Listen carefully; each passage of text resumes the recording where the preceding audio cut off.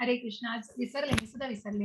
Anyway, आता sorry, मी तुम्हाला देऊ शकत नाही याचं. मी प्रयत्न करते आणि तुम्हाला गेल्या वेळेचं माझं सेमच आहे. तर आज चुकून राहिलेलं आहे, क्षमस्व. यान्ति देवव्रता देवान् पितृत्यान्ति पितृव्रताः भूतानि यान्ति भूतेजा यान्ति मर्त्याजिनोऽपि माम्. हरे कृष्ण माताजी. हरे कृष्ण. जे देवतांची पूजा करतात ते देवतामध्ये जन्म घेतात. जे भूत आणि आत्मा यांची पूजा करतात ते अशा प्राण्यांमध्ये जन्म घेतात. जे पूर्वजांची पूजा करतात ते पूर्वजाकडे जातात आणि जे माझी उपासना करतात ते माझ्या बरोबर राहतात. हरे हरे कृष्ण. कृष्ण. मग जे देवी देवतांची पूजा करतायत, मग निदान ते कोणी काय म्हणतात ना त्याला, की खूप डेमन्स आणि खूप त्यांचं सैतानी वृत्तीने ते देवी देवतांची कुठेतरी कुठेतरी सात्विकता आहे, कुठेतरी ती पूजा व्यवस्थितपणे केली जाते. मग त्या देवी देवतांची पूजा घेऊन तुम्ही स्वर्गलोकामध्ये त्या देवतांमध्ये जन्म घेतला जातो. जे भूत आणि आत्मा, जे अघोरी विद्या घेऊन कुठल्या तरी भूत आत्म्याची पूजा केली जाते अघोरी प्रकारामध्ये, अशांना प्राण्यांचा जन्म घ्यावा लागतो. आणि मग जे पूर्वजांची पूजा करतात ते पूर्वजांकडे जातात, आणि जे माझी उपासना, जे भगवंतांची भक्ती करतात, भगवंतांची उपासना करतात, ते भगवत धामाला, मोक्षाच्या धामाला पोहोचतात. आणि म्हणून हे जाणून घ्यायचं, जी पूजा केली जाते, जी देवी देवतांची पूजा केली जाते, मग या अघोरी वृत्ती आणि या नराधमिक वृत्ती, की कुठेतरी अज्ञानामध्ये आणि कुठेतरी इतर आत्म्यांना क्लेश देण्यासाठी आणि इतर जीवांना त्रास देण्यासाठी ज्या गोष्टी केल्या जातात, त्यांना नरक यातनाच भोगायला लागतात, जे आपण त्या आसुरी दैव आसुरी महाभारत योगामध्ये बघणार आहोत. आणि मग जे भगवंतांची भक्ती, अतूट भक्ती, अशी अवीट भक्ती करतात, त्यांना निश्चितच भगवत धामाची प्राप्ती होते. मग ही भक्ती करणं खूप कठीण आहे का हो? भगवंतांची भक्ती, भगवंत सांगतायत त्या भक्तीच्या अवीट गोडीमध्ये, मग ही भगवंतांची भक्ती खूप कठीण नाहीये हो. मग एखाद गरीब व्यक्ती सुद्धा ही पूजा करू शकते. भगवंतांना फक्त प्रेम हवंय आणि भगवंतांना फक्त ते नामस्मरण आणि तुमची उपासना हवी आहे. मग फक्त 2 हात, तिसरं मस्तक हो. पत्रं पुष्पं फलं तोयं यो मे भक्त्या प्रयच्छति तदहं भक्त्युप्रहृतं मश्नामि प्रयतात्मनः. हरे कृष्ण माताजी. हरे कृष्ण. जर कोणी मला प्रेमाने आणि भक्तीने एखादे पान, फूल, फळ किंवा पाणी अर्पण केले तर मी ते स्वीकारेन. हरे कृष्ण. हरे कृष्ण. बघा, इस्कॉननी आपण हे मंदिर दिसतंय, या मंदिरामध्ये त्या वैष्णवांनी एक भोग लावलेला आहे. मग हे 56 भोग तर भगवंताला दिले तर काय हो, प्रश्नच नाही. परंतु भगवंतांना काय पाहिजे हो? पत्रम पुष्पम फलम तोयम. तुम्ही एखादी पान वाहा, एखादी फूल वाहा, एखादी फळ किंवा पाणी भगवंतांना द्या. तेवढं सुद्धा भगवंतांना प्रिय आहे आणि भगवंत निश्चित त्याचा स्वीकार करणार आहे. एखादी गरीबातली गरीब व्यक्ती सुद्धा भगवंतांची उपासना करू शकते. कारण भगवंत म्हणतायत, जे काही तू अर्पण करशील ते प्रेमाने आणि भक्तीने. भगवंतांना फक्त ते प्रेम आणि भक्ती हवी. भगवंत फक्त भक्तीचे भुकेले आहेत, प्रेमाचे भुकेले आहेत. म्हणूनच हे भक्त भगवंतांना विशेष आहेत. आणि म्हणून कोणी प्रेमाने फक्त, मग याच्यावर आधारित एक गोष्ट मी सांगेन तुम्हाला, की जी विदुराच्या पत्नीची, की बघा, भावाग्रही जनार्दन किती भगवंतांच्या भक्तीमध्ये स्वतःला. एक मिनिट हं.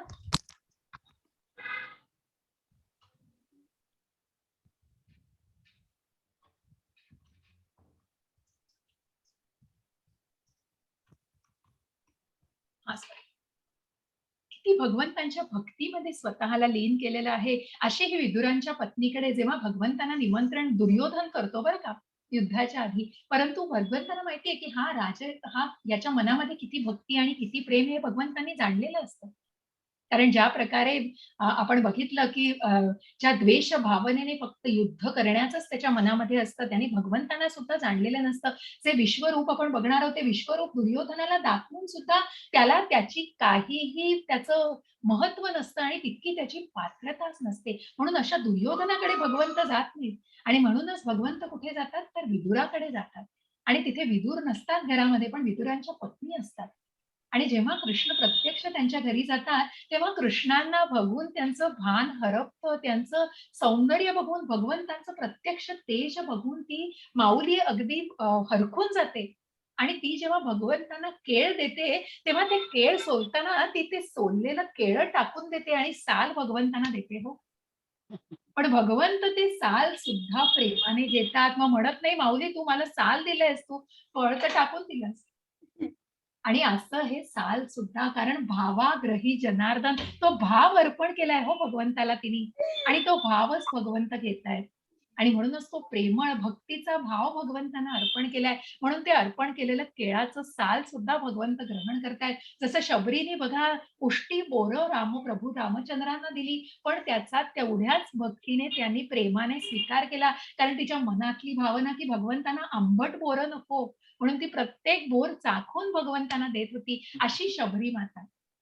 असा हा भावाग्रही जनार्दन हो, असा हा मनातला भाव महत्वाचा आहे.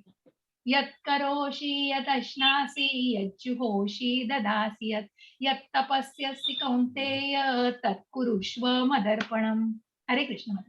हरे कृष्ण. हे कुंती पुत्र, तू जे काही करतो, जे काही खातो, जे काही अर्पण करतो आणि दान करतो, तसेच तू जे काही तपस्या करतो ते सर्व मला अर्पण म्हणून करा. हरे हरे कृष्ण. जे काही कर्म तुझं करतोयस, मग तू भक्तिभावाने जे कर्म करशील, ती पूजा अर्चना करशील, ती मनापासून कर आणि ते मला अर्पण कर. जसं अर्जुनाला सांगितलंय, की तू युद्ध करतोयस, ते मनातले भाव तू ते मला अर्पण करतोयस. हे माझ्यासाठी करतोयस तू, हा माझ्यासाठी, आणि हा अधर्माचा तू नाश करणार आहेस. आणि म्हणून नैवेद्य, भगवंतांचा प्रसाद खाणं, जे भोग आपण बघितले, मग पत्रम पुष्पम फलम तोयम तर चालेलच, पण जेव्हा काही आपण वरण भात साधा करतोय, घरामध्ये जे अन्न शिजवतो, ते भगवंताला दाखवून आपण जेव्हा ते कृतज्ञतेने खातो, तेव्हा बघा तो नैवेद्याचा स्वाद कसा असतो. की प्रत्येकाने प्रचिती घ्यावी, की तो साधा वरण भात, भाजी पोळी, कोशिंबीर काय जे करू ते हो. भगवंत म्हणत नाही मला 6, मला 56 भोग हवे, मला मला भरपूर पंच पक्वान्न हवी. कोण तिथे भगवंतांना देऊ शकतोय का प्रत्येक जण? पण ती इच्छा, ती मनातली भावना महत्वाची आहे. आणि म्हणून जे काही तू अर्पण करतोयस, जे दान करतोयस, ते तू मला अर्पण करावं, हे भगवंत सांगतायत. सम्मोहम सर्वभूतेषु न मे द्वेषोऽस्ति न प्रियः ये भजन्ति तु मां भक्त्या मयि तेषु चाप्यहम्. हरे कृष्ण. हरे कृष्ण. मी कोणाचा द्वेष करीत नाही, तसेच कोणाशी पक्षपाती करीत नाही. सर्वजण मला सारखेच आहे. परंतु जो कोणी भक्तिभावाने माझी सेवा करतो तो माझा मित्र आहे, माझ्या ठायीशीच आहे आणि मी सुद्धा त्याचा मित्र आहे. हरे कृष्ण. हरे कृष्ण. बघा सुदामाची गोष्ट सगळ्यांना. सुदामा हा भगवंतांचा प्रिय भक्त हो. मग त्या सुदाम्याला भगवंतांनी काय नाही दिलं? काही मागितलं नाही हो भगवंतांकडे त्यांनी. मनात काहीही इच्छा, जरी पत्नीने पाठवलं होतं, की हे ते मागा, तुम्ही कृष्ण तुमचा मित्र आहे. परंतु परम सखा असला तरी एका अक्षराने काही मागितलं नव्हतं. पण भगवंतांनी सगळं जाणलेलं हो, कारण तो भगवंतांच्या भक्तीमध्ये होता. भगवंतांना विसरलेला नव्हता. भगवंतांच्या भक्तीमध्ये स्वतःला त्यांनी झोकून दिलेलं होतं. आणि अशा या भगवंतांकडे कुठलाही द्वेष नव्हता, मत्सर नव्हता, पक्षपातही नाहीये. मग ती स्त्री असो, क्षुद्र असो, वेश्य असो, मनुष्य असो, पुरुष असो, किंवा कुठल्याही प्रकारचा व्यक्ती असू दे. परंतु जे भगवंतांची भक्ती भावाने सेवा करतात, मग जसं आपण बलरामांचं उदाहरण घेतलं, की जे भगवंतांचे पाय चेपतात, मोठा भाऊ असून सुद्धा त्याच बलरामांची भगवंत पण सेवा करतात. ज्या गायींना भगवंत प्रेम देतात, असे गोविंद त्या गायींना सुद्धा प्रेम देतात. कारण जसा भाव तसा देव, आणि त्याच प्रकारे भगवंत सुद्धा त्यांच्यावर प्रेम करत असतात. अपि चेत् सुदुराचारो भजते मामनन्यभाक् साधुरेव समन्तव्यः सम्मक्यव्यवसितो हि सः. हरे कृष्ण. हरे कृष्ण. जरी एखाद्याने अत्यंत घृणास्पद कृत्ये केली तरी तो भक्ती सेवेत गुंतला असेल तर तो योग्य स्थितीत असल्यामुळे त्याला संत मानले पाहिजे. बघा, की हरे असे कृष्ण. हे हरे कृष्ण. चैतन्य चरितामृतात पण हे उदाहरण आहे, की जे जगाई मदाई असं झालेलं, आणि जे वाल्यापोळीचं पण उदाहरण आहे, की ज्यांनी खूप पाप केलेली, ज्यांनी खूप जाता येता प्राण्यांना, ज्या मोक्षारींचं आपण उदाहरण घेतलं, की ज्यांनी प्राण्यांना अर्धवट मारलं, त्या मोक्षारींचं सुद्धा परिवर्तन होऊन जेव्हा ते भक्तीच्या मार्गावर, मग अत्यंत घृणास्पद कृत्य केली होती त्यांनी, परंतु नंतर स्वतःला भक्ती सेवेत झोकून दिलं. भक्ती सेवेत जेव्हा नारदांनी त्यांना विद्या संपादन केली आणि त्यांना जेव्हा ज्ञान दिलं आणि तेव्हा त्यांना त्या गोष्टीचं महत्व सांगितलं, तेव्हा त्यांनी स्वतःला त्या सेवेमध्ये, भगवंतांच्या सेवेमध्ये गुंतवून घेतलं आणि मग असा भक्त तो मोक्षारी ऋषी झाले, वाल्मिकी ऋषी झाले. मग त्याला संत मानलं पाहिजे. क्षिप्रं भवति धर्मात्मा शश्वत शांती निगच्छति कौंतेय प्रतिजानीहि न मे भक्तः प्रणश्यति. हरे कृष्ण माताजी. हरे कृष्ण. तो त्वरित नीतिमान बनतो आणि शाश्वत शांती प्राप्त करतो. हे कुंती पुत्र, माझ्या भक्ताचा कधीही नाश होत नाही. निर्भयी हो आणि ही घोषणा कर. हरे कृष्ण. हरे कृष्ण. अशा या भक्ताचा कधीही नाश होत नाही. जे प्रल्हाद महाराजांचं उदाहरण आहे समोर डोळ्यासमोर, की ज्यांनी मग त्या नृसिंहाचं पूर्णपणे हिरण्यकश्यपूला नृसिंहाने त्याचं शिरच्छेद, आणि बघा आपल्याला दिसतंय इथे की ज्याचं पूर्णपणे पोट फाडून मग त्याचा संहार केलेला आहे. आणि असे हे नृसिंह महाराज आपल्याला सिंहासनावर बसलेले दिसत आहेत, ज्या प्रल्हाद महाराजांच्या ज्या भक्ताचा जो भक्त प्रत्येक दिवशी मरणाच्या यातनातून जात होता, त्या निर्भयी अशा भक्ताला म्हणूनच ते म्हणतायत की मी तुझ्या पाठीशी आहे. आणि म्हणूनच तो त्वरित नीतिमान बनतो, कारण भक्तांच्या दृढ भक्तीमध्ये त्याने स्वतःला गुंतवलंय. भगवंतावर नितांत श्रद्धा आहे, विश्वास आहे, शाश्वत शांती तो प्राप्त करू शकतो. अशा भक्ताचा कधीही नाश होत नाही. आणि म्हणून तू निर्भय हो आणि ही घोषणा कर, तू युद्धाला तयार हो. तू दृढ भक्तीमध्ये गुंतवून तू मला जे करतोयस ते मला अर्पण कर आणि तुझं कर्म तू पूर्ण कर. तू दृढ हो, निश्चय कर आणि युद्ध कर. हे प्रत्येक अध्यायामधनं भगवंतांनी सांगितलेलं आहे. माहि पार्थ व्यपाश्रित्य केपि स्युपापयोनः स्त्रियो वैश्यास्तथा शूद्रास तेपि यान्ति परां गतिम्. हरे कृष्ण. हरे कृष्ण. हे पृथाच्या पुत्रा, बरोबर आहे ना? पृथाच्या, बरोबर. पृथा म्हणजे कुंती. अच्छा.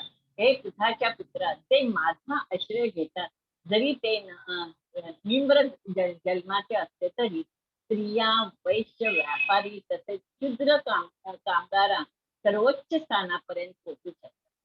बघा, मग भगवंतांकडे कुठलाही भेदभाव नाही, कुठलीही पार्शियलिटी नाही. मग तो ब्राह्मण असो, तो क्षुद्र असो, तो वैश्य असो किंवा तो क्षत्रिय असो, तो ब्राह्मण, क्षत्रिय, शूद्र आणि वैश्य, मग ती स्त्री असू दे, पुरुष असू दे, भगवंतांकडे कुठल्याही जातीचे, मग तिथे जातपात नाही, फक्त कर्माने विभागणी केली आहे. हो, मग तुमची जात नको, तुमचा जन्म नको, तुमचं कुठे काय झालंय ह्याच्याशी काही देणं घेणं नाहीये.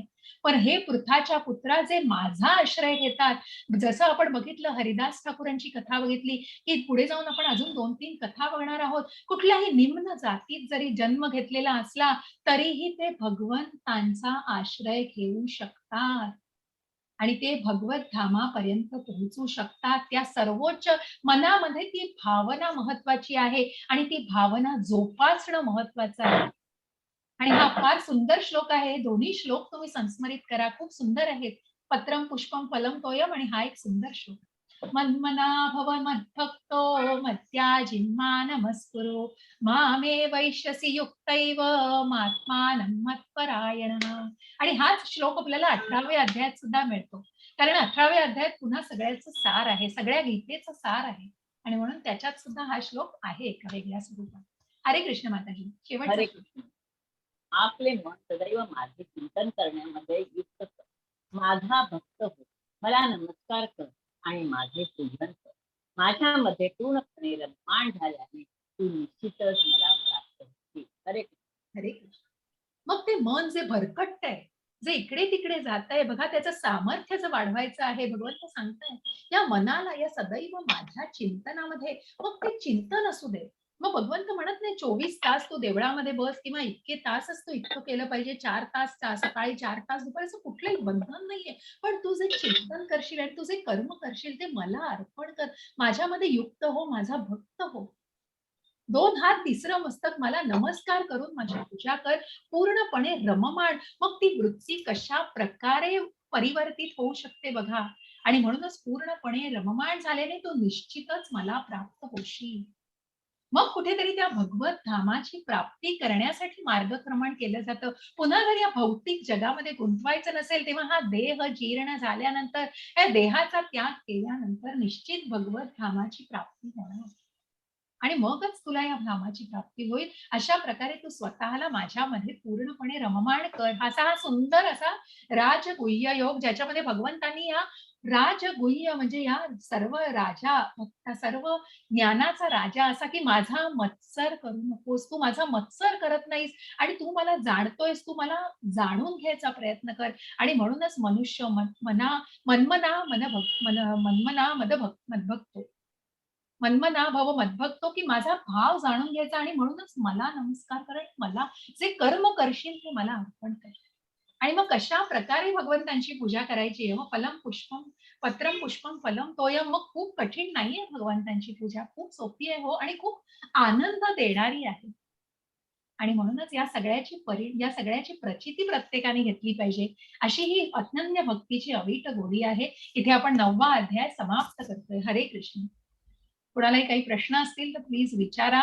आज रेकॉर्डिंग झालेलं नाहीये, परंतु मी तुम्हाला सगळ्यांना माझ्या आधीच्या बॅचचं रेकॉर्डिंग सेम आहे, तर मी निश्चित तुम्हाला ते शेअर करेन. तेच ज्ञान आहे सगळं, पण मी तुम्हाला ते मधल्या सुद्धा एका अध्यायाचं केलं होतं. काही काळजी करू नका.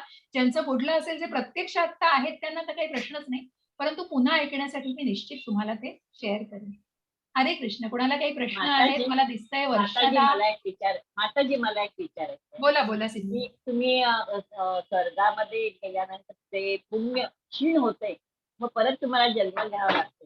तर स्वर्गात गेल्यानंतर पुण्य क्षीण कसं काय होतं ते मला नाही, कसं आहे बघा, की स्वर्गामध्ये पण दिलंय. मग या स्वर्ग लोकामध्ये तुम्ही देवी-देवता बघता.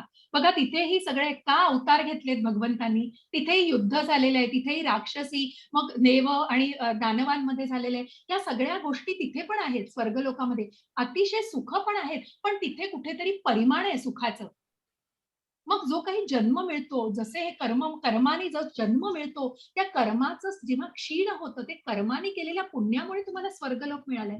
पण त्या कर्माचं जर ते पुण्य क्षीण म्हणजे काय, की कुठेतरी ते परिमाणाप्रमाणे योजलं जातं. अजून मी संदर्भ तुम्हाला पण देईन याच्यावर स्वर्गामध्ये लिखाण. पुण्य क्षीण कसं काय होते, स्वर्गात कसं काय होते ते मला स्वर्गात नाही होत, त्याच्या जन्माप्रमाणे, त्या व्यक्तीच्या जन्माप्रमाणे त्याला ते जन्म मिळत जातात.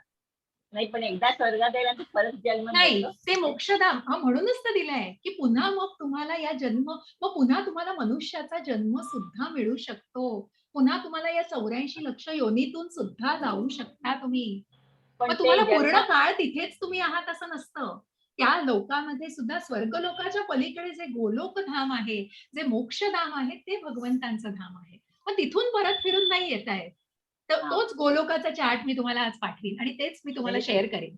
स्वर्गात गेल्यानंतर परत तुम्ही पुण्य जन्माला येऊ येस, शकता. येस. जन्माला येऊ पण ते शकता. कोणाच्या इच्छेने, तुमच्या इच्छेने की ते तुमच्या भगवंताच्या? कर्मानुसार तुमची. मी त्याचा संदर्भ तुम्हाला आज पाठवते. ते जे गोलोकाचा चार्ट आहे आणि त्याप्रमाणे कशा प्रकारे ते होऊ शकतं हे मी निश्चित तुम्हाला पाठवते. याचा एक लिटरेचर पण पाठवते आणि त्या गोलोकाचा चार्ट पाठवते, की मग कारण हे जे पृथ्वीच्या वरचे लोक आहेत, 7 लोक पृथ्वीच्या वर आहेत आणि नरकापासून 7 लोक पृथ्वीच्या खाली आहेत. मग सुतल, ततल हे सगळे 7 लोक आहेत, ज्या नरक यातना भोगायला लागतात. मग आपण म्हणतो ना, की पुन्हा त्या जसं मी तुम्हाला आता अजामिलाची गोष्ट सांगितली. ज्या अजामिलाला कसं केलं, की त्याला एक संधी दिली गेली आणि त्याला पृथ्वी लोकावरच आणलं गेलं. जे यमाचे दूत आलेले आणि जे विष्णुदूत पण आले होते, पण त्यांच्यामध्ये बोलाचाली होऊन की याला पूर्णपणे स्वर्गलोक सुद्धा मिळणार नाही आणि याला पूर्णपणे नरक यातना पण भोगायला लागणार नाही. तर त्याला पुन्हा एक संधी देऊन त्याला एक जन्म दिला जातो. पण हे पुण्य कर्मानी ते स्वर्ग मिळतो. परंतु अर्जुनाला तेच सांगतायत भगवंत, की म्हणूनच तू जर जिंकलास तर तुला पृथ्वी लोकावर राज्य करायचंय. पण तू जर हे जे अधर्म आणि धर्माच्या युद्धामध्ये जर हरलास, तरी तुला स्वर्गलोकाची प्राप्ती होईल. परंतु पुन्हा त्या सायकल सारखं भगवंताने दिलंय, त्या चक्रासारखं दिलेलं आहे. मग याचा संदर्भ मी तुम्हाला नक्की पाठवीन. याचा तुम्हाला लिटरेचरचं पूर्णपणे लिहून आणि तात्पर्य वाचा माताजी.